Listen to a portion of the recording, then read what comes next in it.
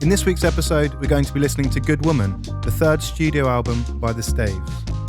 Sisters Jessica, Camilla and Emily Stavely-Taylor began by performing as a folk trio in venues around their hometown of Watford in England before releasing their first album, Dead and Born and Grown, in 2012. Their second, If I Was, followed in 2015 and was a notable move towards a richer palette of instruments and recording techniques.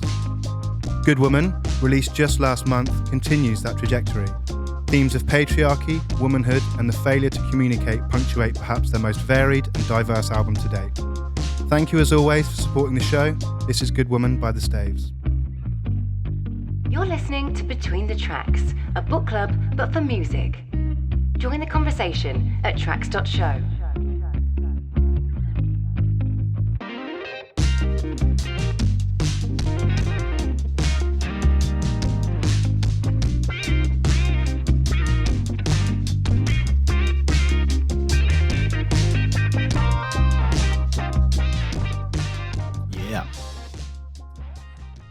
Hello. Yeah, all right, man. You know when we do like a live version of the show, Yeah. we'll have to get Ross and Samson to come and play that behind us. I'll put a drum kit in the house. That'll really help the whole Asbo situation. Yeah. No, not now. I'm talking like when we go and do the show like live to like an audience. Oh, like an audience? Yeah, and we can walk onto that music. We've got to get an audience first. Yeah. What? 3 nights at the Ali Pally? Yeah, exactly. The Ali Pally. We Ali Pally. The Ali Ballet. How are you? I'm all right, mate. Hello, everyone, and welcome to episode 8 of Between the Tracks. We are a book club for music. We bring in one album per episode, and we break it down track by track and discuss it amongst us 3 lads. Speaking of which, my name is Carl Lewis. With me is Charlie Fowler. Hello, girl. And Chris Bunt. Hello there, Carl. At last. I've retired the Whoa. bit. At last, it's gone. It's gone. Sorry. Shame. It is a shame. It was good while it lasted. Didn't exactly peak, but it's fine. No, well, I tried. You I'm did, just a man. You did try. Just a man. You're just a man. Chris, this was your album this week, my old man. It was. And I've thoroughly enjoyed it. Me too. Having not heard it. Me 3. Yeah? You both knew it was going to be my absolute cup of tea. Well, no, not necessarily. I was listening to it middle of the week and I was thinking, I don't know, this could go one of 2 ways here with the boys. I don't know if it's going to hit home or not. And God, it really did, man. yeah, I hit a home run with this number. It immediately when I listened to it, I was like, "Yep, this is awesome," and I know this. I'm going to love it. But as soon as I started looking into it, looking at interviews with them, and just getting a vibe for them as people, it all just became more and more of a thing for me. Loved it. So, Yeah. what made you choose this one then, Chris? I know the Staves a little. Well, I say a little. Their second album is played a lot. We listened to it a lot at home, and I was saving this album with it having been released last month. Mhm. And I just wanted to get to it with you guys and give it the credit that it probably deserved when I got to it. Yeah. And I'm so glad I did, because beyond them being incredible songwriters and performers and singers and harmony-led singers, which is a big tick in my book anyway, it was just great to get into the process of all of this and learn about them more as a family, as 3 sisters, and find that dynamic and all of the things that led up to the creation of this album. So I'm really chuffed that it was a good one and one that I particularly enjoyed. So. Yeah. This has been one of my favorites to look through. Just such a beautiful album. I really fell in love with it. A bit of background on, I guess, how this album came about, or in what part of the journey they were at this point in time.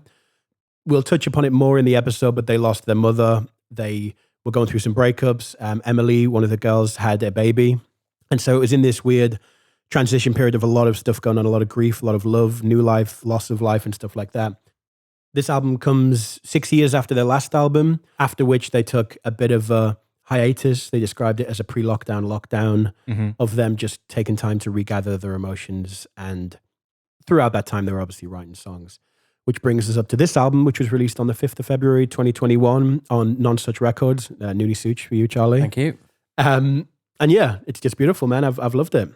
Well, we can get into it if you want to dive straight in and get talking. I'm excited too, man. Again, welcome back to Between the Tracks. Thank you for joining us once again. We are looking at the Staves' new album, Good Woman, and this is track 1, the title track, Good Woman.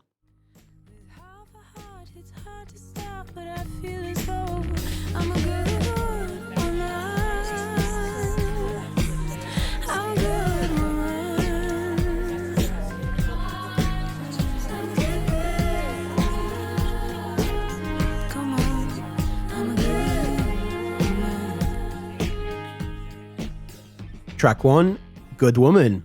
Nothing wrong with that at all. Oh man, what an opener. Powerful number, isn't it? Yeah. Beautiful, man. I love it. That ending is... Where they're shouting Good Woman. It's insane. And I don't have a heap of listening time on the Staves. Mm-hmm. From what I have heard, I've never heard them deliver like that. It's nuts. It's so high. Yeah. It's so high and crystalline almost in its delivery. Even when you see him play it live on video and stuff, it's insane. It's insane. They've taken a big departure on this album, haven't they? From what I can see and hear between the other albums, this definitely seems like they've adopted and embraced the sonic space. Definitely. They talk about a lot of field recordings being on this album, taking out a recorder and just getting into a different environment, recording themselves, doing some takes and just bringing all that stuff in. Yeah. I guess this song is a good place to talk about that because about halfway through, there's some background chatter, Yeah, totally. which is a bunch of different recordings, but like some are of the mother, some of the grandmother, some female friends. And then at the end, they're all chanting, I'm a good woman in like a barn, I think it was. And they went out to a barn to record that bit, and capture that ambience in that big space. So they do that a lot through the album. I think that was Camilla's thing. I think she always really wanted to bring that stuff to the party. Seems it. She's definitely, I would say, mostly responsible for the sonic space and new horizons in this album. It seems that during interviews, it's hard to tell who writes what. It seems like when songs are being written, that song takes on the personality of the person that's written it. Exactly. Although they are all assigned to the Staves, so it's hard to actually pick out there's no Lennon and McCartney, there's always it's always the Staves. Exactly. I think I've got it down for most of them who wrote it by picking through interviews. Mm-hmm. I think the way they generally write is that Camilla and Jess will write songs and be that separate or be that collaboratively. And then Emily is the proofer for it. So she'll help them work on harmonies. She'll critique it, help them pull it apart and help it just an external set of ears on the internal side, if that makes sense. Gotcha. So I think, Camilla and Jess are the main songwriters. This one in particular was written by Camilla in 2017. Yeah, one of the first songs, I think, for the album, wasn't it? Yeah. I think it's probably worth saying that a lot of these songs were written before their mother passed away, and that's probably that's the most traumatizing and difficult moment of the past few years that they had. Mm-hmm. I try and avoid lumping it all into all of that stuff and trying to find a lot of meaning in that per se, but obviously through recording and, as you said, Carl, you've got some of the family members in those field recordings as well. Mm-hmm. The grandmother also passed away a couple of weeks before their mother as Which well. is tragic. Yeah. So that's an amazing statement and something to hold on to and project onto your audience. From what I could gather, the idea of the field recordings were representative of what it feels like to be a woman and getting lots and lots of different ideas of what it is to be a woman. Jessica describes it as if you could imagine you could plug a cable into your head, the noise that would be recorded from that cable is what the background chatter is supposed to depict. Like I said a second ago, this song was written by Camilla. It was written around 2017. At this point, Jess and Emily had moved back to the UK. So it was just Camilla left in the States and she was with her partner at the time. And they were going through a bit of a rough time. She felt like, she describes it as carrying her own baggage plus the other person's and having to be, as a woman, the person who looks after everyone. A quote from her is that she says, "I'd gotten to a point where I was made to feel like I wasn't enough. I was being told all these things that I should be doing to be considered a good woman, that I should carry my own shit and their shit and not complain." And I think that's quite prominent. The fact at the end of the song, where all of the sisters are kind of together in harmony, singing that I'm a good woman. There's a lot of that through the album of where the harmonies serve as a support role to the person who's going through something. Mate, I kind of don't even want you to say that in this first song because I feel like there's so many times where that's such an apparent theme and it's just such an important point in the whole album is the way that they use their like sisterly bond and their harmonies to reinforce certain points or lyrics to push something into the light. But that's quite a unique position anyway. I can't think of that many bands that I know of that have that sort of dynamic. Well, that's the thing. I think that's literally one of their amazing tools that they have. Yeah. And some of the lines too. I cover my mouth and I straighten my back. I think it's very powerful, isn't it? So powerful. And they say that twice in the same verse. Reinforce it. I love the line, "But who'll build statues of me when I'm leave you all behind too, and I'm carrying weight, but I know it's not mine." That's so good. Yeah. They're just amazing at that. Really painting a picture. A lot of the lyrics throughout the rest of this album, it's so good with imagery and just hitting the nail in the head in a very short space of time. 100%. If you wouldn't mind, Carl, there's like one quote that I found that bit of a heavy hitter on this song before we move on to the next one. And it was from Emily, and she said, this was in relation to this track. And she said, when Mum died, I remember being at her funeral and thinking, oh my God, all the hours wasted in your life, Mum, of doubting yourself and having insecurities. None of that matters. All these people are here. You're so loved. You were such a good woman. And that's a take-home message at the end of fucking life. This is track 2, Best Friend.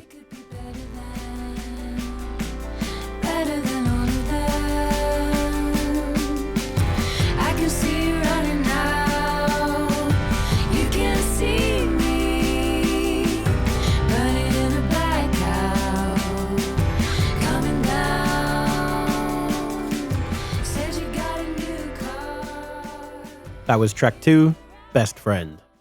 Sat here with my best friends talking about a song called Best Friend. Oh, Were your best friends?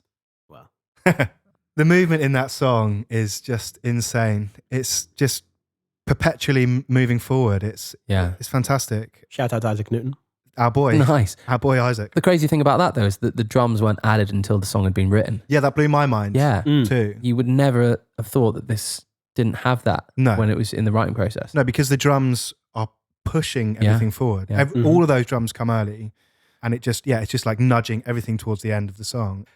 There's so much nostalgia just in the sound of this song before the fact that the song is about your old best friends in school, and because that's essentially what it's about. Written by Jessica. Jessica wrote this one. You say.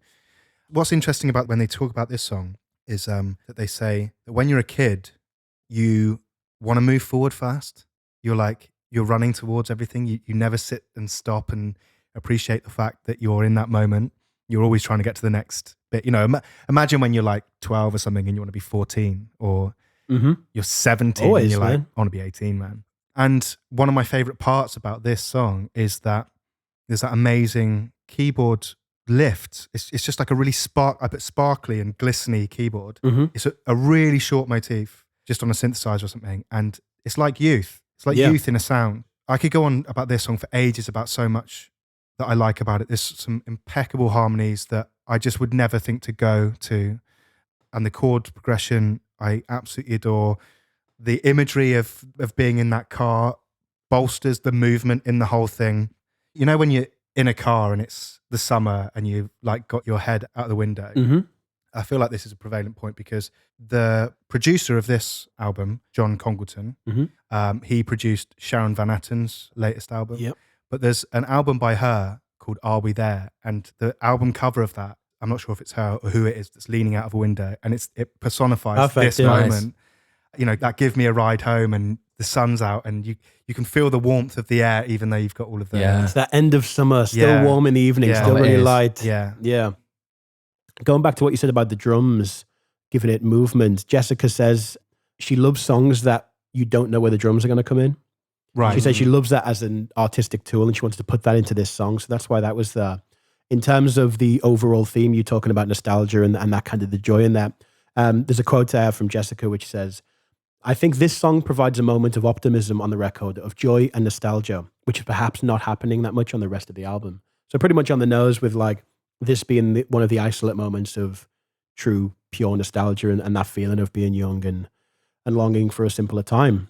But it's that lonely thing again for me. It's like the missing it a lot thing. Like it's not necessarily upbeat. I don't feel that upbeat in this. I feel like I want to, have a little bit of a tear. Probably did. Like we've talked about a bunch of times on this, nostalgia is a happy, sad, melancholic emotion where it longs for a time but it's the rose-tinted glasses, the grass is always greener thing. In the moment, probably didn't even notice what was going on. Of course not. Looking back, it feels like the one time that you wish you could go back to. But if you did, you'd probably just be like, oh. Yeah. Well, we're dumb shits at that age, aren't we? So we are, We're probably, we're too busy full of anxiety, hoping that we might be able to kiss someone. No, Pokemon cards. A Pokemon, yeah. I either need a shiny Charizard or a kiss on the lips. All right, let's move on. This is track 3, Careful Kid.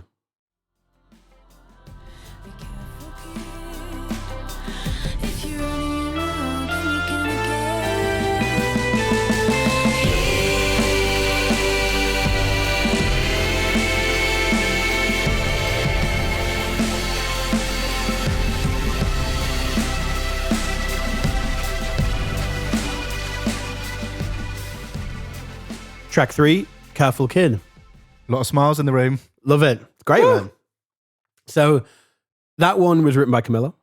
Yep. And that start of it, it's almost like, what's that song? No, like it's like one of those songs, like probably like a mid-2000s new metal kind of song. Why did you do Limp Bizkit then? I don't know why I'm doing it now. Yeah, it's not People of the Sun. Yeah, it is People of the Sun. Okay. There you go. Yeah, so it sounds a bit like People of the Sun by Rage Against the Machine. Here's one for you. Fact of the week. Probably not fact of the week. You might know this. That is actually Camilla's voice put into a guitar distortion pedal and then distorted another couple of times to make that looping sound. Calling back to what I was saying at the top of her using this album as a more experimental palette for her getting those bits out. Jessica refers to it as, she remembers hearing it the first time and thinking it sounded a bit like a Led Zeppelin riff. Fair. So there you go. Use that, I'd say. Fair. I mean, the last song, right? I could hear the new production influence on it. And I know that this song was one of the last they wrote for the album. They got Congleton in quite late on the record. They said the wheels were already going on the album before they got him in. Mm-hmm. You can hear that external influence of his. Definitely. I think they'd written the vast majority of the songs, but couldn't put it together and just couldn't get everything across the line. So they brought John Congleton in to do that. Mm-hmm. And he did a great job, man. Like, this album does sound like nothing they've done before, but still has so many fantastic salutes to who they are. Yeah. They don't drift too far from themselves. That would be a rule that I would say across the entire album, though. Even though this is the most sonically diverse, and this is quite a heavy song. It's quite a heavy sounding song. Mm-hmm. But not once do I feel like I miss out on what they're doing as vocalists. Totally. Yeah. They don't take anything away from themselves, because you can't, when you're that good and when you're that in tune with each other, be that through being sisters or be that just through the experience they've got of harmonizing with each other. They can't go wrong with that. No. This is a natural progression for me. It's like we've pretty much explored everything we can with our voices. We're so good at it. How can we level this up? Yeah. And they've gone, well, let's explore, We've done our thing. We've done our first album that was very folk. We've done our second album where we started to broaden our horizons with Justin Vernon. And now we're here with some creative freedom. We've been through some shit. And now we're just going to do what we want to do to try and get this message out of us. And it's great. It feels so good. There's so much good sound in this song. It's almost like a big bubble. It's almost bulging in its weight. Mm-hmm. But never once does it get swamped down. It's like so deftly done. Which is difficult to do because, like the master of that is Trent Reznor, and this has echoes of him in it for me, where it's like that real proggy kind of drive, pulsing thing. It gives me Trent Reznor vibes. A combination between his cinematic compositions and his Nine Inch Nails stuff. It has a bit of that in it for me. And to do that and to pull it off, especially as an artist like this, is so tough, because normally the voice gets lost to the instrumentation or vice versa. But they've really nailed it on this one. And that line, won't you give me one sign to go on, where they sing it really high and it just distorts. Mm-hmm. That's so creative, because it's like blowing the windows out kind of thing. Shout out to a song later in the album. Mm. And it just has that, like, when something distorts intentionally, like we talked about with James Blake and that acoustic guitar, it's like when things are done like that in an artistic way, they gather some emotion. Like we talked about with Tame Impala with the phaser over the mix almost being an instrument. That's like that for me. That distortion is the part that if that wasn't there, I wouldn't get the goosebumps. Yeah. There's a bit in there, a guitar or something, or a synth sound, and it's distorting so warmly that it almost sounds like it's feeding back and hits some other different another frequency. Mm-hmm. And it's all of those bits that for someone like me who really likes sound just tips me over the edge. And I get that. It's the things that I look forward to after many, many listens and things like that. So it's fascinating to me that attaching emotion to a sonic choice rather than a musical choice. Did you guys crack the meaning of this song? Did you look much into the lyrics? I pulled some lyrics and I brought a quote from Camilla where she says it's kind of a karmic warning to someone about their behavior and the way they've acted towards other people. Yeah, they say there's kind of a parental tone about it, like, now be careful. Mm-hmm. I thought it was interesting as well, another point that they make, which is that it's almost like great that you're working on yourself and that you're getting there, but we're still having to carry your shit around. Yeah, sure. But you forget about when you're making progress, you forget about the people that might not be making the progress. Exactly. Though they're moving forward, they're still being a hindrance to you, like you say. Yeah. Like in that bridge, you've got you're working on yourself and you're killing it, leaving all your friends, picking up your shit. Yeah. But I love the line, standing in the snow with a cigarette, said you're going to quit, but you never did. Right. And it's like those little things they're even not managing to achieve. It's like, I know you're trying, but still, you said you were going to quit smoking and you're still doing that. It's like, are you really making any progress here? Exactly. I think the girls are very good at being funny in lyrics, like using maybe irony or using like sarcasm. I didn't know what this song was going to be about when I first heard it, but it's called Careful Kid. I didn't know who that statement was going to be from. It could have been from somebody that thinks they know what's best for them, but might not necessarily know what's best for them. Yeah, is someone talking down to them, or are they talking down to someone? Yeah, one of my favorite parts of this song, and I'm coming back around from a 5-year rebound, and I like the way it's like, it's a statement of like confidence. And that echoes through the rest of the album. Let's move on at this point to track 4, which is called Next Year, Next Time.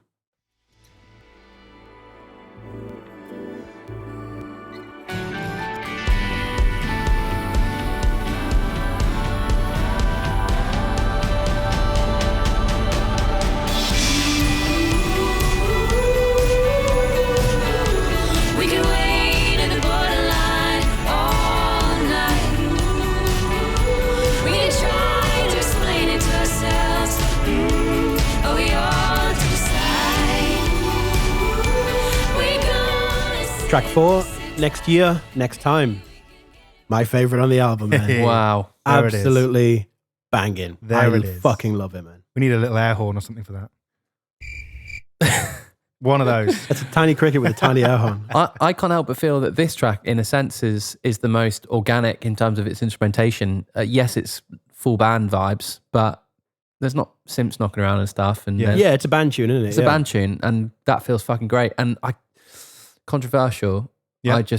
For me, that works best for them.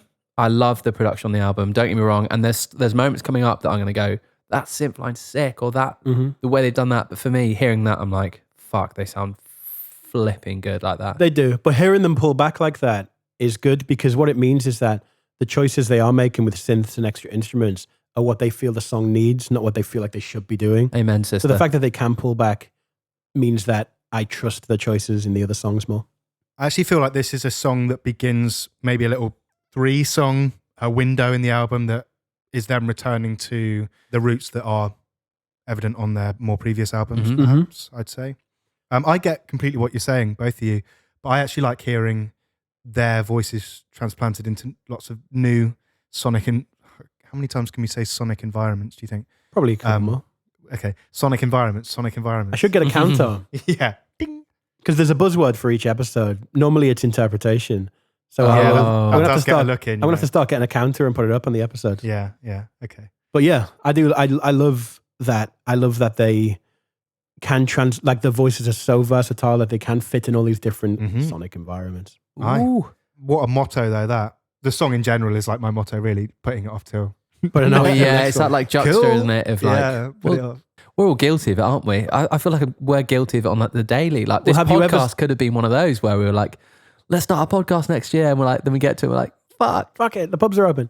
Yeah, this one with the bridge in the middle. I guess it's a bridge. It's kind of a pre-bridge. We've got that. We can wait to the borderline all night. We can try to explain it to ourselves, but that whole bit, that movement in the song, that change, fucks with my emotions. It really, really gets me. It's like, it simultaneously gets me hyped up and breaks me heart at the same time. Yeah. And I love it. This is the song for me that gives me that end of summer, driving in a car with your head out the window thing you were talking about. I'm not driving the car with my head out the window. Why? Like Ace Ventura? Yeah. Like a glove. Nice. Maybe I should start doing that more. They reference Midlake as a reference for this tune, right? Yeah. I saw that in an interview, but I went onto Midlake's page on Spotify. God, that was such a weird way of saying that. I went onto their page on Spotify. Their MySpace page led me to their Spotify. I sent them a postal order, and they've sent me 3 albums, and I've listened to 2. I'm in the fan club. All right. Anyway, I went onto their page on Spotify, and I couldn't really find the tune they were talking about, but I understood the reference given what Midlake sound like. Well, this one was written by Jessica. And she was keen. Is that how you pronounce the name? Yeah, there's 3 S's in Jessica. Trying not to be too formal here, aren't we? That's the thing. Exactly. Right? They're trying to be not too informal. Sorry. I don't know these people, so I don't want to be, Jess Million, M's. But yeah, so Jessica wrote this song, and she describes that the 3-part harmony thing that she brings in and out is to again, re-solidify that thing we were talking about earlier about them supporting each other throughout in different times and different parts of the songs. This one for me, in terms of personally what it makes me feel, is like, that point in a broken relationship where things are on the rocks and you know that deep down the relationship's over, but there's part of both of you that know you have the potential to love each other because it was there in the first place. And you spend all your time chasing that back, and you start making plans and making promises and being like, this time next year, like, we'll have fixed all this stuff and we're going to be fine and everything's going to be all right. But inevitably, it's always over, and it always is, and there's no point torturing yourself with that. Well, I like that. That's what it gives to me, which is a heavy one because, we talk about our emotions on this podcast, and there's some of mine. So, Agony Uncle C. Dry your eyes, lads. The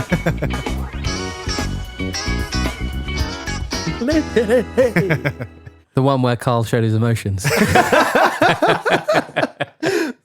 one where Carl was in a doomed relationship. Yeah. Yeah, wow. How history repeats itself. Oh, shit. So whilst I lick my wounds and reminisce over lost relationships and past girlfriends and my inevitably, consistently and abruptly broken heart, this is track 5, Nothing's Gonna Happen. And everybody knows nothing's gonna happen with your back against the door. Could I be the only one still waiting? I can wait some more. Tell me what happens, will I be okay? I can see it 5 from a mile away. Track 5, Nothing's Gonna Happen. Another one written by Jessica.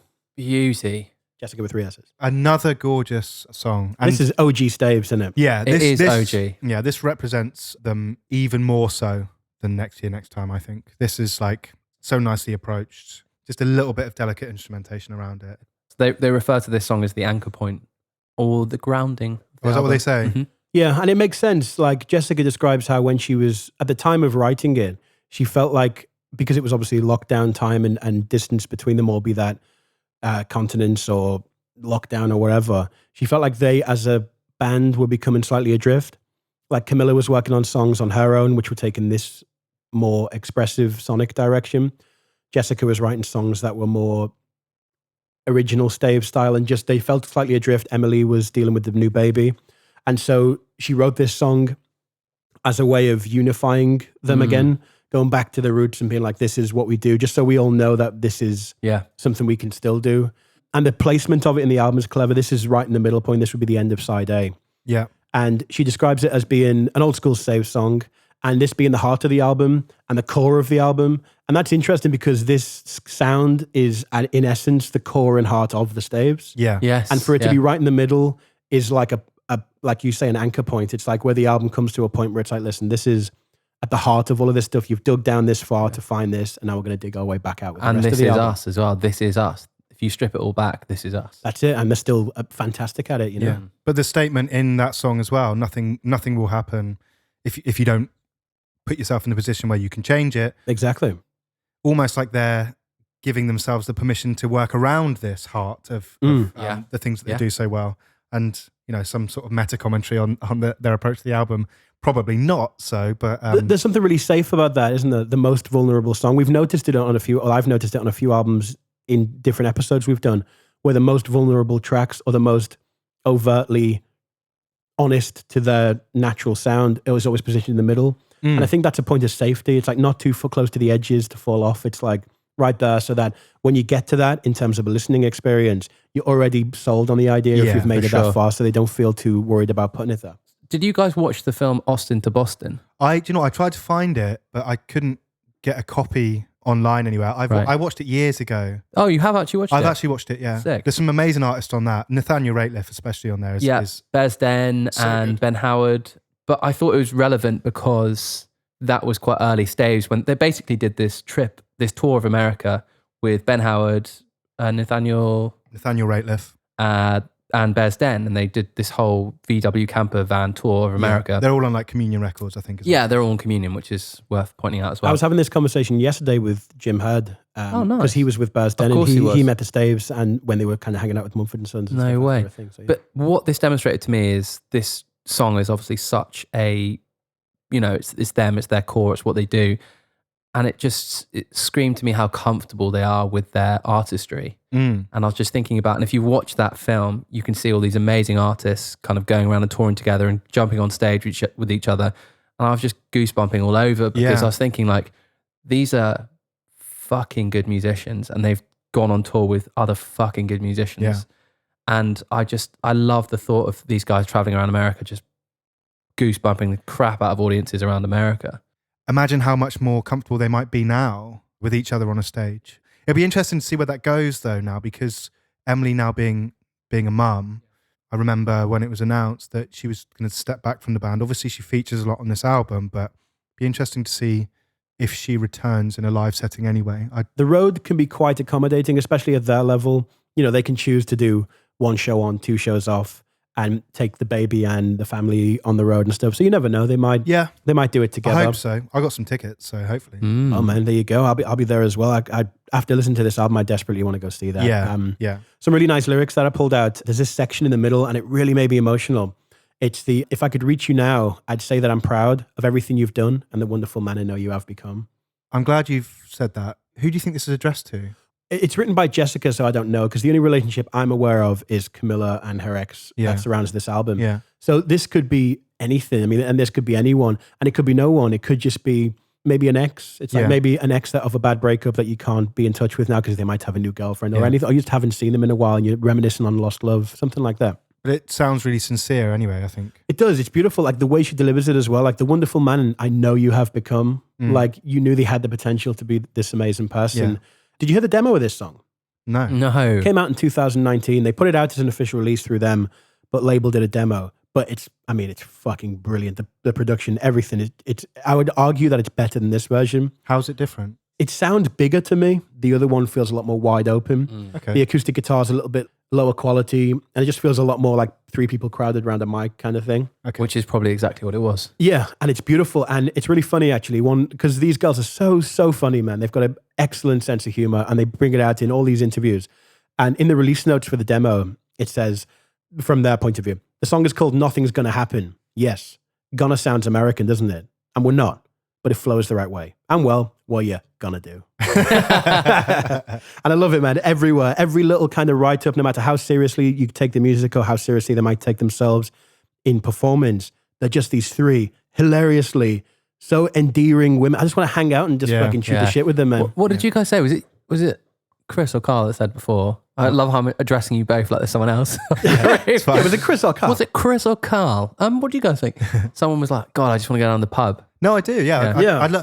The thing is, let's talk about it now. They released some episodes of a podcast called Dialer Stave. Mm-hmm. That's a real insight just into them as a family. I guess it was during lockdown, or Locky D, as I regret to call it. And all of the cultural references that they pull out are so attached to me and everyone around our age, I think. Mm-hmm. It's just so funny. They're just so, How old so are they? normal. They are, I think, like all in their 30s, I think. Right. There's some funny moments in those podcasts. You've got I think it's 6 episodes they've got out now. And they're all over Zoom and they're just talking about, Emily having the baby and just shooting the breeze. One of the really funny bits was someone talking about how they ate 2 jacket potatoes and felt like they were going to die. Oh, when they bring up Brian Harvey. Yeah, dropping his out the window. It's so funny. Let's move on to track 6, which is called Sparks. Say you will be my little light in the dark when I wanna see you for a night out. Guess I don't do too bad. You're my only one.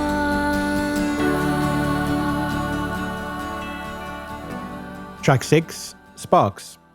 Wowza. So that's your love song on the album, according to It them. is. Exactly, yeah. According to Jessica, that is the only song that she would call a love song on the album. And I think that is a beautiful sentiment in its own, because this is one that I gather was written after Mum had passed. Yeah. Sadly, I mean, man, I just can't even fucking process the idea of losing my mum. Yeah. It's just one of those things where there's so many things in life that I feel ready for. Yep. Not that. Yeah. That I can prepare for all these different eventualities of shit things happening. And I always describe it as this, life is essentially, in essence, just a massive series of gaps between terrible things that happen. And that's a really shitty way to look at life, but it's something that I find comfort in, where it's like, as long as I look after the good times and outrun the bad times, things will probably, weigh in the right side of the scale when I get to the grave. Millie actually said in a quote, she was talking about this tune and she said, given everything that happened, suddenly it felt like we're invincible. The worst thing has happened and we survived it. Mm. Because like you say, it's something that you can never audition for. There's no audition for losing a parent. There's only one set of them. You don't get to dry run that. Yeah. So there must be something quite liberating about coming out the other side of that grief and being like, oh my God, we survived the thing, the unsurvivable. Yeah, exactly. Well, to turn this on its head and look at this in a positive manner, because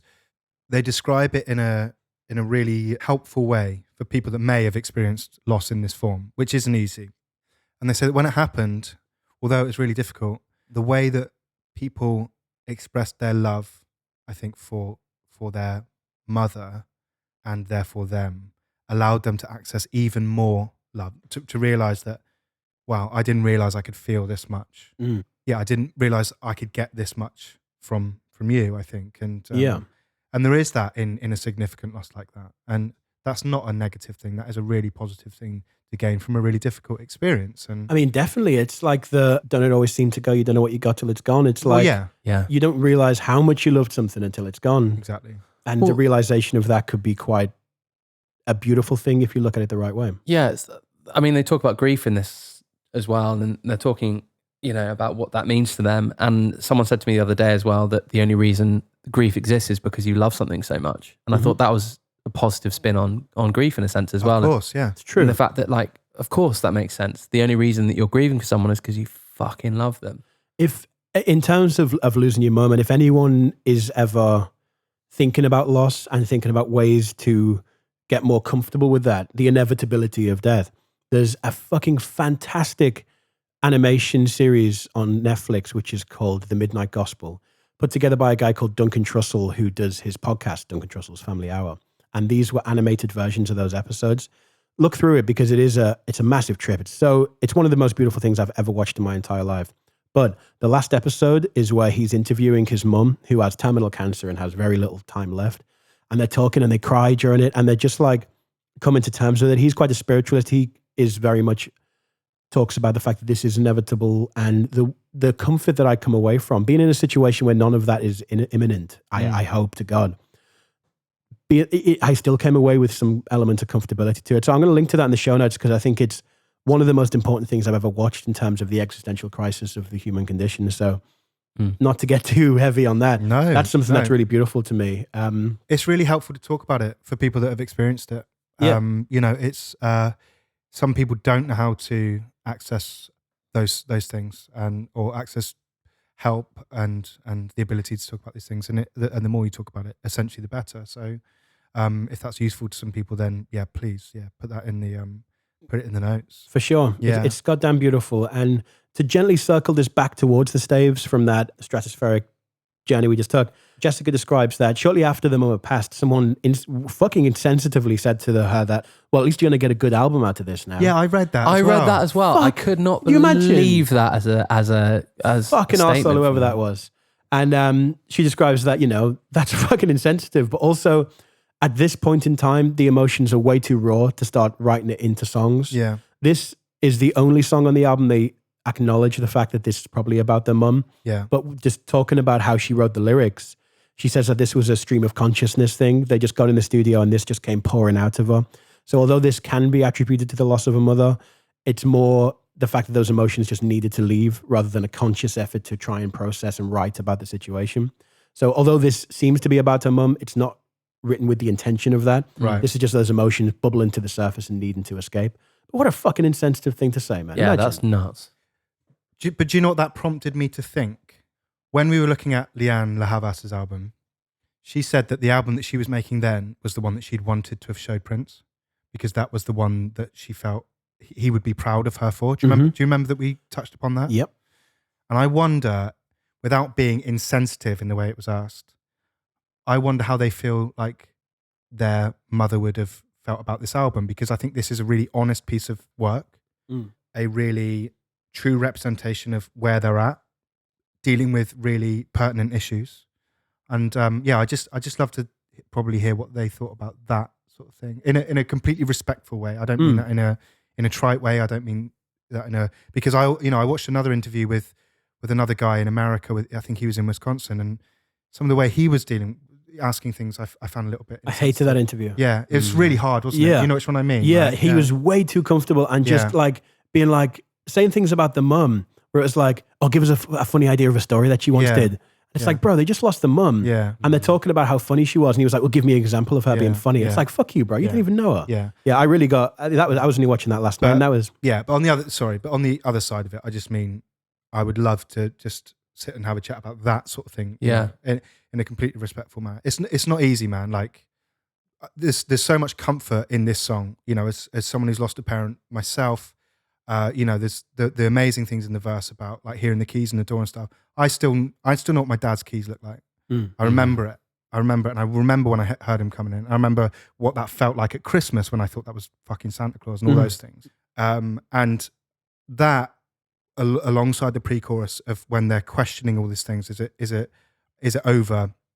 Is it real? And all this sort of stuff. I remember that period within the 2 years that I mean, this is 15 years ago now, but or more.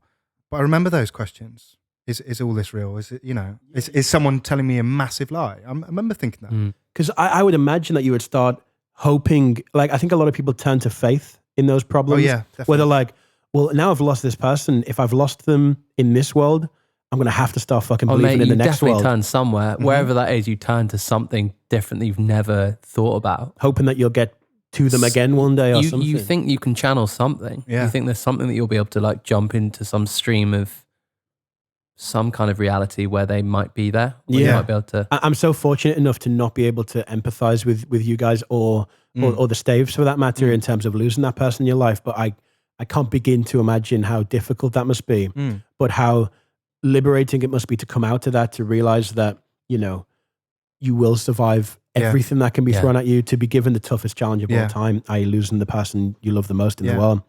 But they've hit all of those elements on the head so well and so accurately. And actually to see a song where in it they just use the lines, I love you, is actually probably quite rare now. You don't just say I love you in a song. Yeah. Really, do you? No. And actually just seeing it there, it's like, what better expression is there?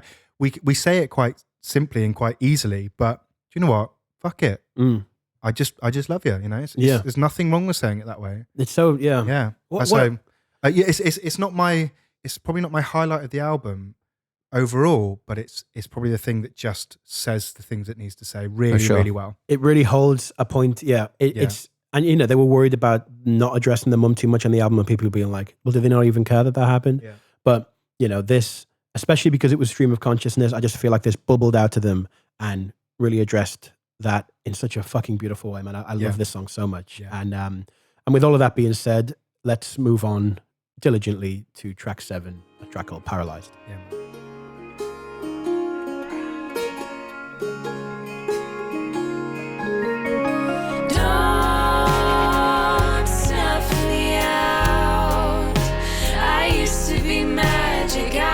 To be rage, uncontained. I used to be something you made, and in my head, I used to be fire.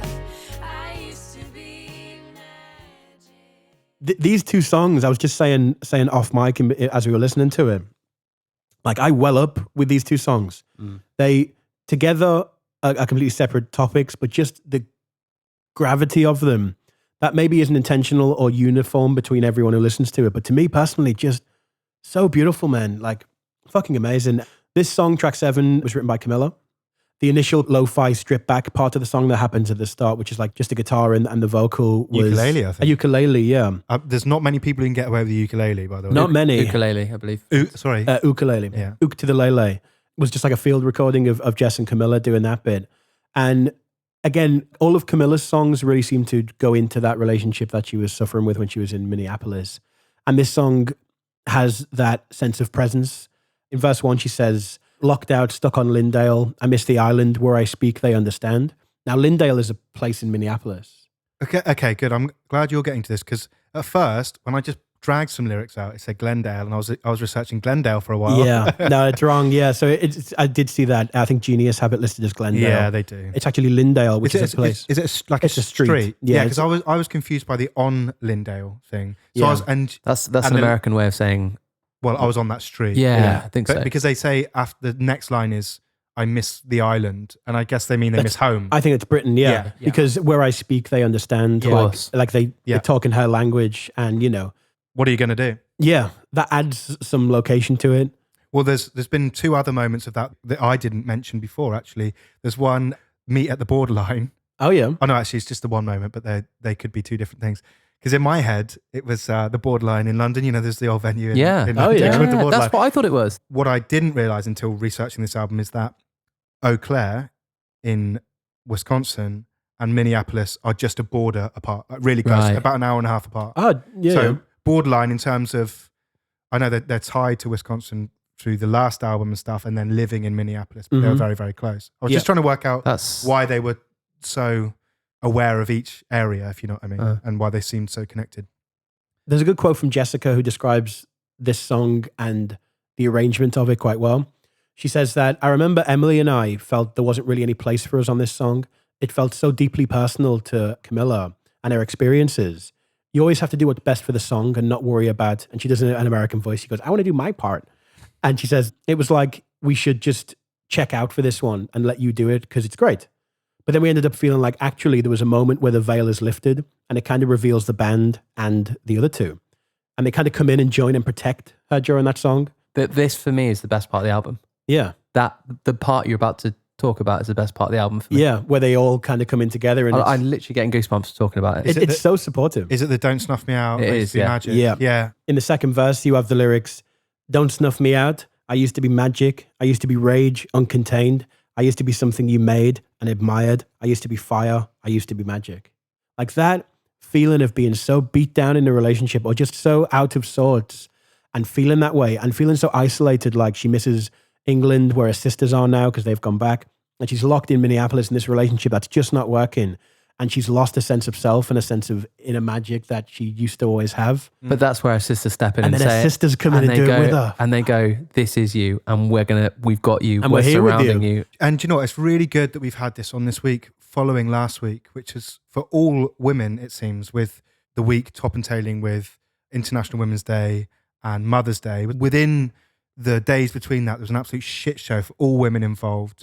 Very big media stories on here in the UK. Yeah, and the effect of patriarchy, I guess. And you know what? It's fucking good to sit down and have an album like this to roll that over with. Yeah, I'm so on board with it. Yeah, happy to sit with it. Yeah. Let's move on to track 8, which is a song called Devotion.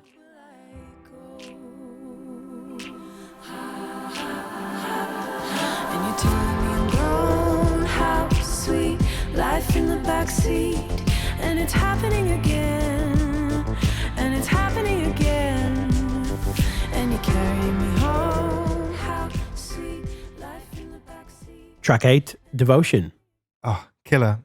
The driver, innit? Killer. Yeah, you say it's a driver, it's got that movement again, like it has from Best Friend. Yeah, totally. It's all in that synth bed, isn't it? Like absolutely love it. Absolutely love it. One of my favorites on the album for sure. It's brilliant. But you know what? The whole time, so when I first heard this, I felt like I'd heard it before. Was this a single or was this out in some form a long time before this album came out? Do you want to cowboy research that for me, Brad? Oh, cowboy. Talk amongst yourselves, guys. Yeah. This was one of Jessica's favorites, though. And they had a lot of versions before this one clicked. Oh, yeah. They recorded it with a bunch of different people. Exactly. And they couldn't quite find the right feel for it. So it took a while, and they were so happy it did because it turned out to be one of, her favorites, at least. Yeah. It must be hard, that, mustn't it? Like, if you can't get the song to sound right, but eventually when you do and you get it over the line, you're like, oh, thank God we put the effort into that. And this is some of their new production as well, isn't it? So not only did they have to make it feel right with their kind of core sound, they also had to try and fit into this album, yeah.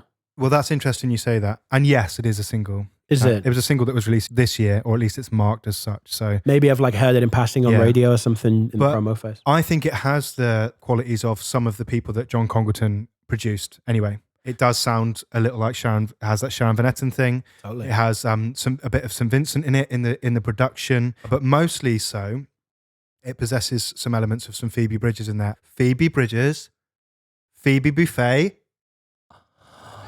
We've done it. There's a naughty link. Do you know what? I did get one link. I got a few links. Well, Noonie Such, obviously. Noonie Such. But Noonie Such has come up a lot, Noonie Such Records. But I got one where the Staves sisters are talking about them wanting to write their own comedy sketch show.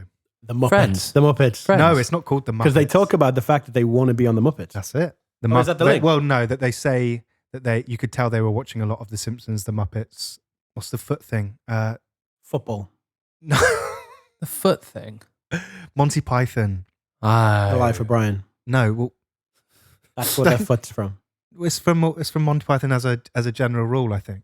You know, it's one of their little... Live in the backseat. And it's happening again. But yeah, you know, they just talk about that. So that was my link. What are your links?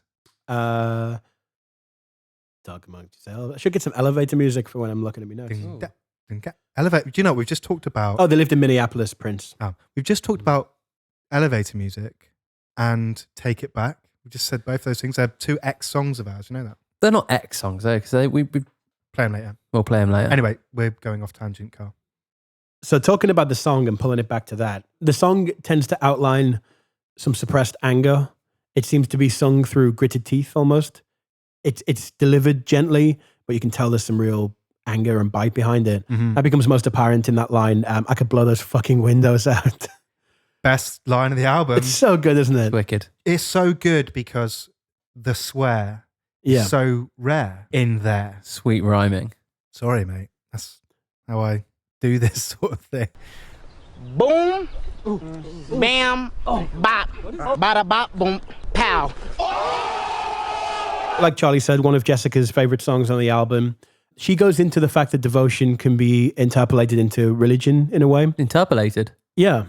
That's a word. I'm so sorry then.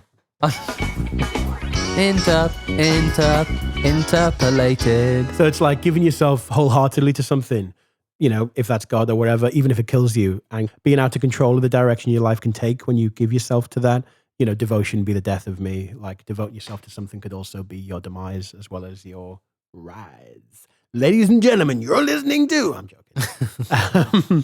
Let's make a move. Let's move on to track 9, which is a song called Failure. But I really try. Tell me how, tell me why. I'm a failure now. Nobody wants to play with me. Nothing left to say to me anymore. I'm a failure now. Nobody wants to sing with me. Nothing left to bring to me anymore. And I know why. So high five. That was track 9, Failure. Another one written by Jessica. She describes that she wrote this song when she was feeling a little bit disconnected from the band, especially in the midst of the hiatus that they took. And she was worried about the band and the path that everyone was on, and she felt like they'd fucked it a little bit, and they'd been away for too long and were struggling to come back. And she felt like a bit of a failure. She says by the time it came to recording this track, she was away from that headspace because she regained her confidence by being in the studio with her sisters again and starting to put this song together. So although it was written at a time where she felt low and in a bad place, when it come to record it, she was out of that. Therefore, it became a little bit more trivial and a bit more fun in the way it's delivered. So, you know, you've got that so high five thing, and that's very Alanis Morissette to me and really cool. And she's owning the fact that she felt that way, and it's a little bit of a childish strop, as she describes it. Well, it is all a bit childish when you do look at it. Nobody wants to play with me and nobody wants to sing with me and those things. It's a really interesting regression, I guess, if you want to call it that, into a younger age. The fact that it's called Failure is quite funny. Did you hear about it when they were recording in the studio? So they were, I think the engineer or someone had been out to get coffee for everybody. And when he came into the room and heard the playback, he dropped all of his coffee in surprise, I guess. This is how it's told anyway. Sounds dramatic to me. It sounds dramatic. This is from them specifically. He says something like, "Fuck me, that is the best sounding song that's ever come out of this studio." He asked what it was called and they're like, "Failure." And he was like, "Well, that's not a failure, is it? That's a big success, isn't Wow. it?" And A great success. There's a lot of interesting sounds on this song. I read in an interview, I think Jessica was talking about this guy's impact on the album and some of the things that he does. There's a guy called Luke Reynolds who plays on the album. Mm-hmm. He was brought in with John Congleton from the US. They originally planned to go to the US to record this album with John Congleton, or at least go and do the production side of it with him. But he eventually flew over to London to do it with them over here in the studio you've just been talking about. And he brought a guy called Luke Reynolds with him, who's like a multi-instrumentalist. He brought shit tons of weird and wonderful instruments with him. He's from Nashville. And they described him as a wizard. They reference wizards so much, like they referenced Justin Vernon as being their Gandalf. And there's also when in the podcast, if you listen to it, they're talking about Emily being pregnant and how rough the pregnancy was for her. Like she had a really fucking tough time with this pregnancy. She was throwing up every day. And as soon as she had the baby, she was just so elated because she didn't feel sick anymore. And they described that transition as the transition from Gandalf the Grey into Gandalf the White. So there's loads of references to Lord of the Rings and Gandalf. But anyway. Where's Harry Potter? Yeah, exactly. H-Poz.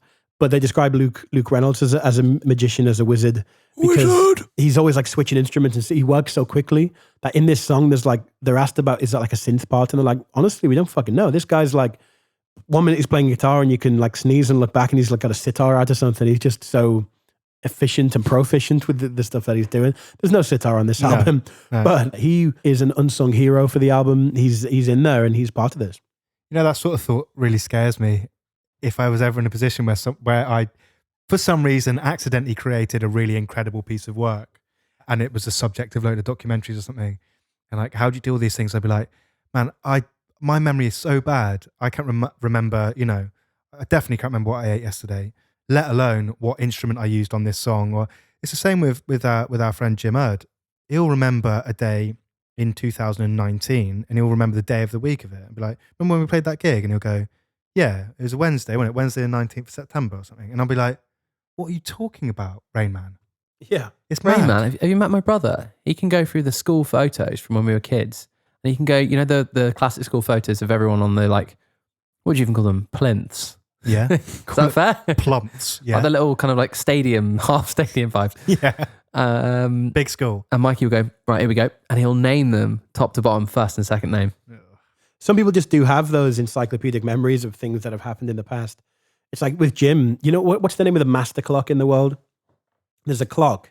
The Time, sponsored by Accurus. Is that what you're talking about? No, there's a clock somewhere in the world that is the clock that every other time in the world is set to. And I think that clock is set to Jim Erd. Right. Well, he always turns up irritatingly early, so his clock's out. That boy he doesn't go to sleep. He goes on charge, doesn't he? Yeah. Fuck's sake. We love you, Jim. I know you're listening. Oh, God, James. So yeah, a beautiful song, man. I love this one. It has some nice self-deprecating themes wrapped in a childish delivery. Yeah. Which makes it really endearing to listen. Absolutely. There was inspiration behind this track as well, wasn't there? Do you want to allude to this, Bunt? Yeah, I'll allude to it if you want. Being the in-house Wheatus fan, the old Teenage Dirtbag was their reference in that it had this sort of slacker rock humoured feeling in the song. Great song. Teenage Dirtbag, any excuse to put that one in the playlist. Of course. Get it in It's there. going in there. I do really like the lyrics, the questioning lyrics, where you going, what you doing, what you knowing. And I like it because it reminds me of a Simon & Garfunkel song. It's called 59th Street Bridge Song. And it's like, it's about the lamppost. Hello, lamppost. What you knowing? It's beautiful. I've come to watch your flowers growing. But also, there's a Simpsons reference, and I know that the Staves really like The Simpsons. And in Who Shot Mr. Burns, Part 1, Mr. Burns says, because he's covered up the sun with a big sun blocker, and he says, hello, lamppost, what you knowing? I've come to watch your power flowing. And I hope it's that more so. It's got to be. It has to be. It's got to be. They do love it. Yeah, They've got the finger on the Simpsons pulse. So. They have indeed. Let's move on. Let's move on to track 10, which is a song called Satisfied. You just leave it on the corner till you're satisfied.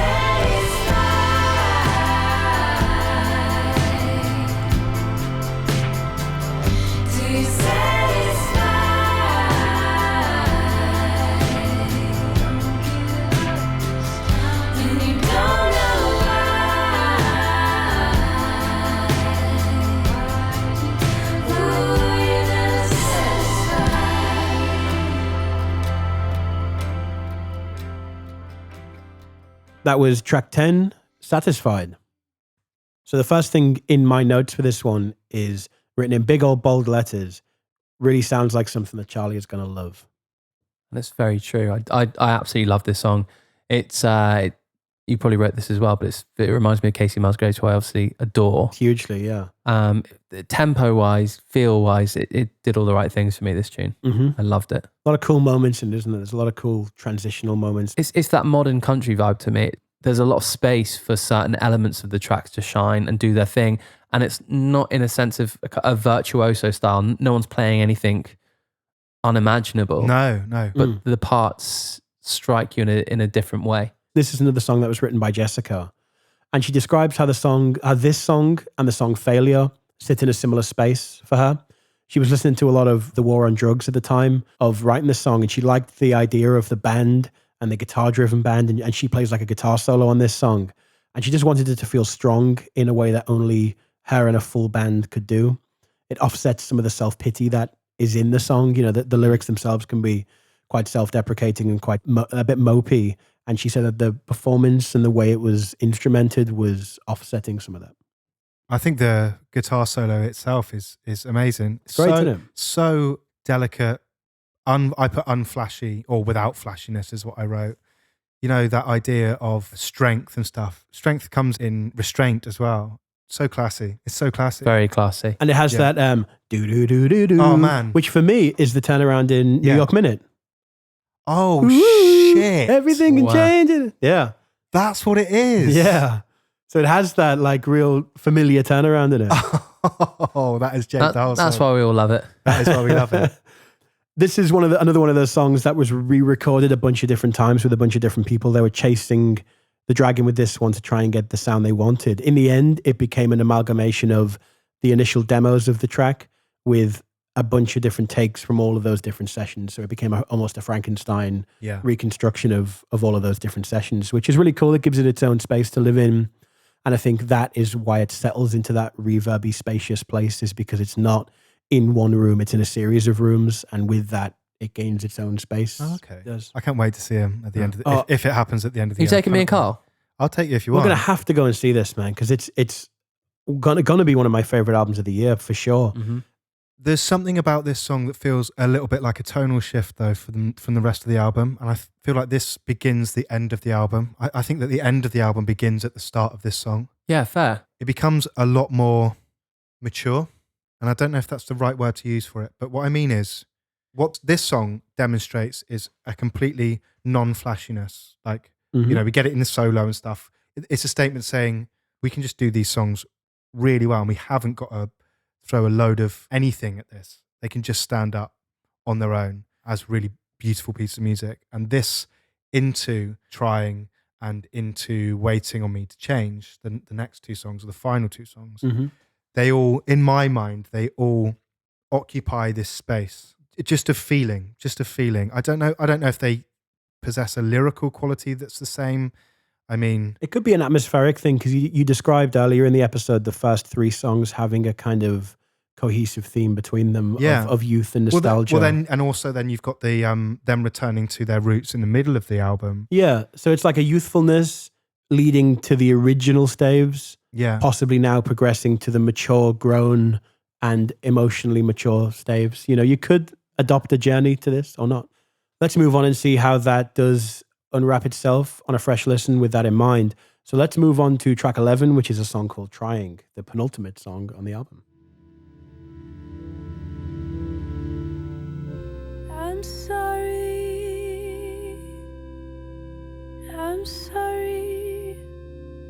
You should be sorry too.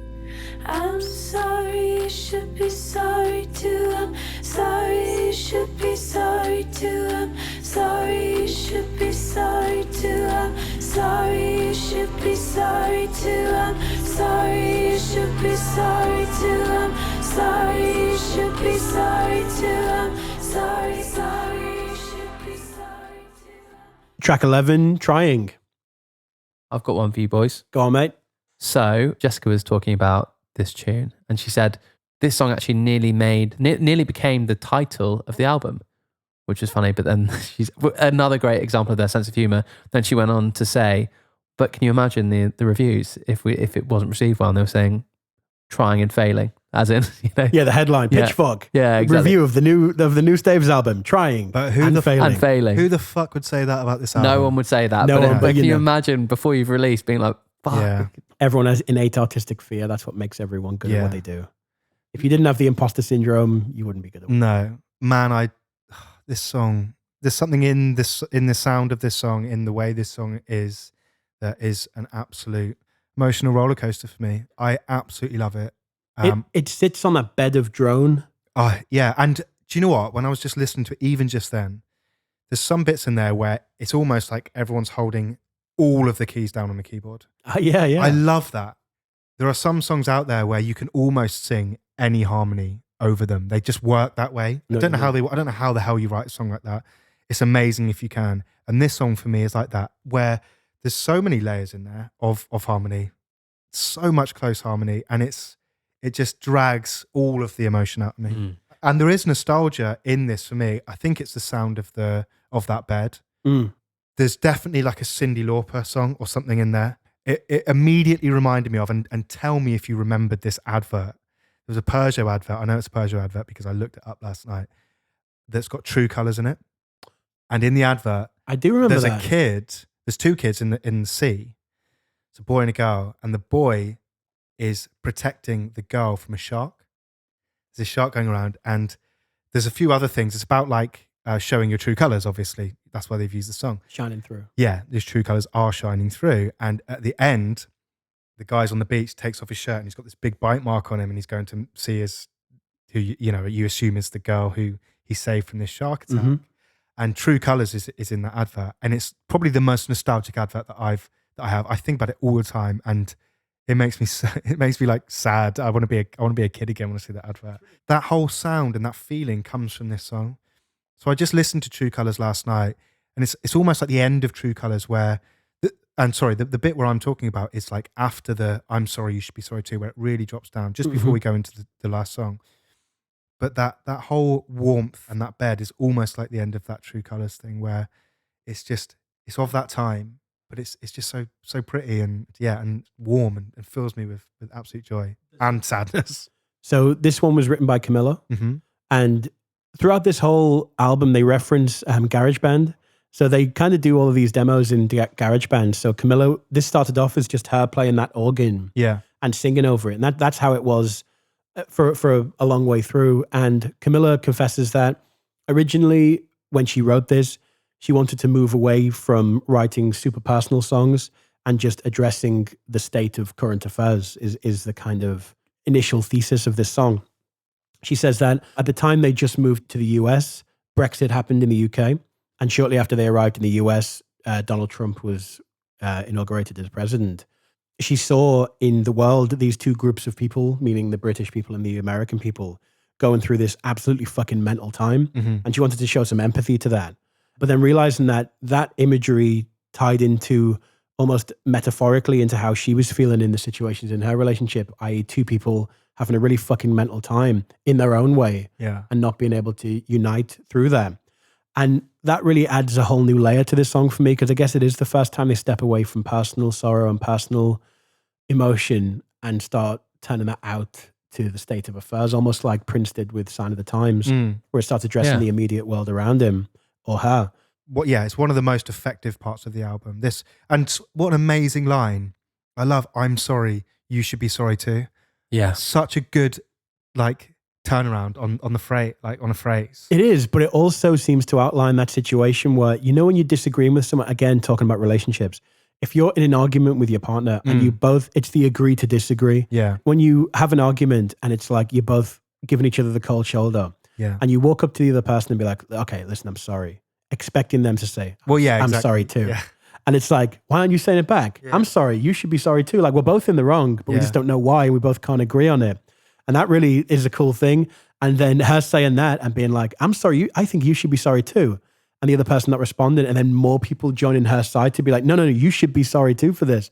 Last thing on that part of the song, I think what adds to the feeling of that moment, what makes it feel like there's more numbers involved in that, more people around and a huge amount of people, this amazing thing that they do where the chordal structure is in 4, but they're singing to 5. It overlaps, like it tumbles around, Is that catches I'm up. sorry, you should be So we go, sorry. I'm sorry, you should be sorry to I'm Oh, sorry. yeah. But the chords are just working in 4. In 4, but they're singing 5. So it's like tumbles, then with the nature of mathematics, 5 and 4 find a common ground in 20 or whatever. And I think that just like brings a whole new level of like volume and mass to the it almost brings some intimidation to it as well. Almost talking over themselves. 100%. Yeah. That's funny. You know, like in the Leanne Havas album, she talks about, I can't remember what song it is, you'll probably know it. It's in 5. And she said, it's the last song. Yeah, she said she couldn't hear that any different. Yeah. I couldn't hear that any different, but Sour Flower. Sour Flower, thanks, Carl. I couldn't hear that any different than being in 4/4, but I totally, when I was listening to that, I was like, what a good phrasing, what great phrasing they're using to achieve that. But I didn't know that it was in a different. It's an interesting tool, isn't it, that to have the instrumentation in a certain time and the vocal in a different time, it gives a whole new feel. Yeah, and it works perfectly well here. So obviously you get through that and then it drops down really quietly. And the biggest surprise out of the whole album for me now is that the song that follows this song wasn't the same song.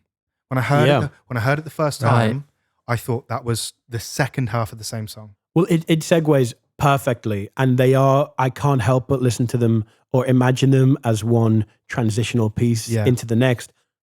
So with all of that in mind, let's move on to the last track on the album, which is track 12, Waiting on Me to Change.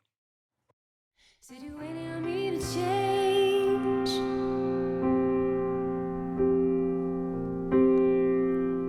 What you doing there for?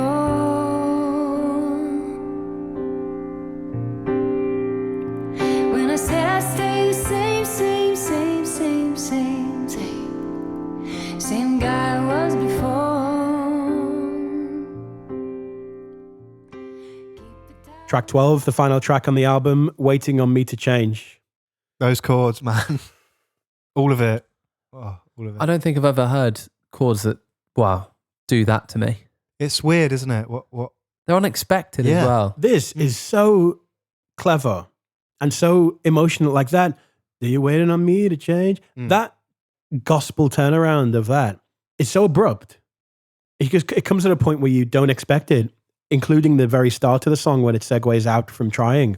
In itself has so much resolve. Yeah. You could literally finish the song Trying with that one sequence and be like, oh, everything feels wrapped up. Yeah. So this, as an ending track to the album, literally finishes the stitch for me. It just feels so right as the ending track. Absolutely. Which is strange because I know that they could not place this track. They struggled to place it. Yeah, very true. Well, that's almost like we said earlier, the comfort in the middle of an album when you don't want to put things on the edge that might fall off the edge. Mm-hmm. This is almost like they put it on the edge because it just wouldn't possibly fit anywhere else apart from the end. Yeah, and the fact that it segues so easily from Trying. I can't believe they're not written in tandem. I cannot believe that. Me neither. And the fact that the gap is so small between them means they've noticed it as much as we're noticing it. Yeah. And they've used it.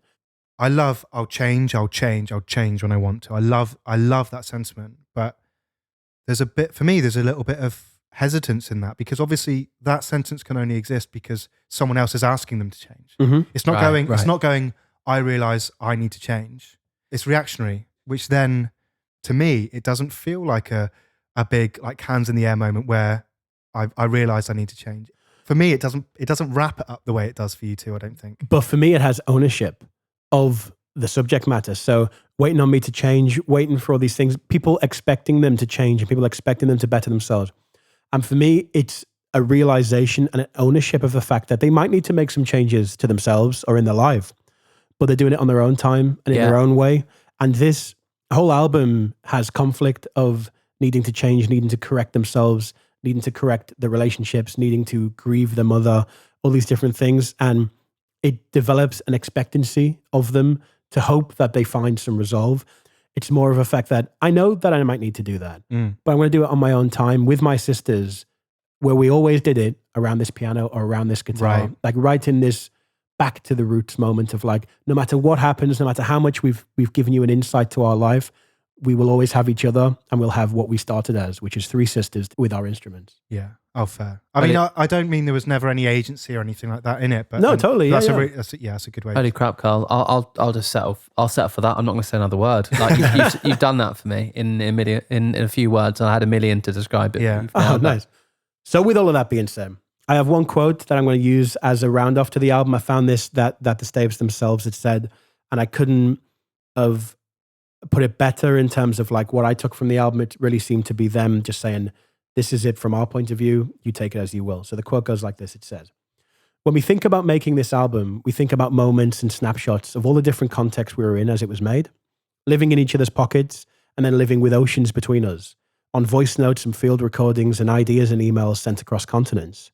We think of homesickness and family, of being an outsider, of endless notebooks and scraps of paper, of studios in the winter and recordings under the summer sun, of rainy London days and long American nights with coffees and beers, dogs and cats. We think of love, big, big love, our mum, our dad, our friends, and of loss, death and birth, womanhood, motherhood, sisterhood, and coming home. Get your fucking tissues out, man. Yeah. We just closed our laptops then for the first time. Yeah, I've noticed, we don't do that at the end. We don't do that at the end, but that requires some reverie there. That you know. A fantastic choice, Chris. I am so happy. Literally, thanks. That this album is now in my life, man. Because I don't know whether I'd have gotten to it. Like, I loved the first album he did, missed the second one, and now having this and it being so new, it feeling so of the time. Yeah. Thank you so much for bringing that in. I was a little bit concerned. I just said this to you earlier that a couple of days ago, I was just listening and thinking, what if it doesn't really register? And man, when we were just sitting in between and like getting all emotion, man. Yeah. And not ashamed to say so. I was so happy. So fucking hell, thank you, the Staves. That was just a whole journey, man. And to see the interviews of them and to see them being such awesome people, man, and so funny and dealing with the shit and like really looking after each other. And it's so inspiring and so overwhelming to see the love they have for each other, the friendships they have for each other, and just hearing that transpire into this music and feeling like you can at least tap into the main vein of how this has come together. It has been amazing. So yeah, awesome album. Let's leave it at that. So that about wraps up this episode. That was episode 8 of Between the Tracks, where we looked at the Staves' third album, Good Woman, which was released February this year. We now move on to next week's episode, which will be episode 9, the penultimate episode of this season. Charlie, it's your choice for episode 9, mate. You've got a tough act to follow, but I'm excited because you haven't failed us so far. So go ahead. Oh my God, pressure on now. This was a difficult one for me. And I told you both, I had a weird morning this morning because I woke up and I could not decide. So I'm not going to. So you two are. And I'm going to do this completely blind. So I'm going to hold this wine bottle top behind my back. Mm-hmm. And I've got 2 albums in my head, and whichever one you choose. Well, I'm going to, the wine bottle cap will represent one. And the empty handle will represent the other. Yes, so let's see how we go. Okay, here we go. I'm going to say, Carl, you've been leading this whole expedition, I think. Okay. You've become the de facto leader of this. I might bloody have to now. See that? Yeah. Of this clan. So I think you should have to pick this one, Carl. Okay, here we go. I wish I had the drum roll button. Okay, right. Well, you could put one in after.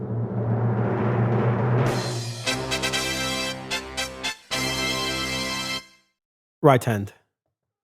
Ready? Rodder. There were 2 choices. One was from 2019 and one was from 1989. And you've gone for the 1989.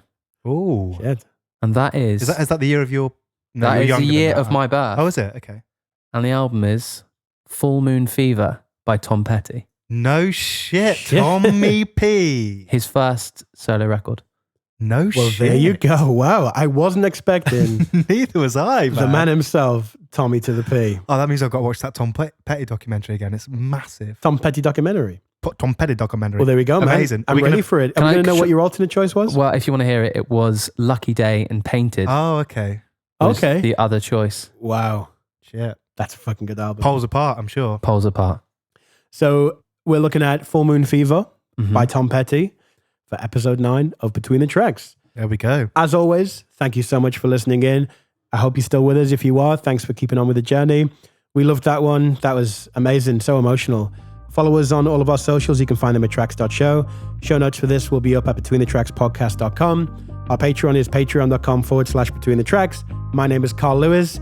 This is Chris Bunt. Leave it in. Leave it in. And this is Charlie Fowler. Cheers and go. Let's bounce, motherfuckers. Goodbye. See you next week. Thanks for listening to Between the Tracks, a book club but for music. Written, produced and presented by Carl Lewis, Chris Bunt and Charlie Fowler. Intro and outro music by Ross Chapman and Samson Jatto. Artwork by Jim Hurd at Twin Fin Design Co. Thanks to our friends at Sennheiser for the support. If you've enjoyed this album and can afford to buy it directly from the artist, links have been added to our website.